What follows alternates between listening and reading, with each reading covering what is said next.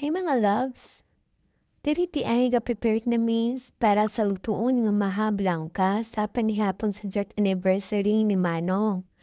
And then, naluto na ang spaghetti, naluto na pod ang humba.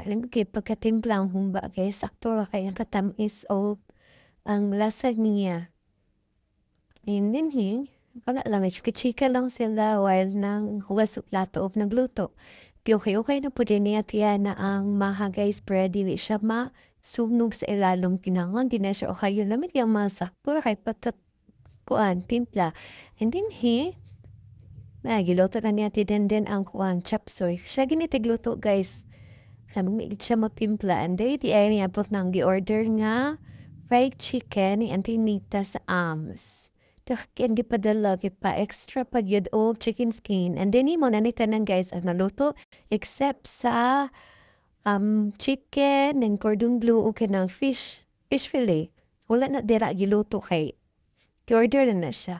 And then nag-start na prayer para sa pagkaon.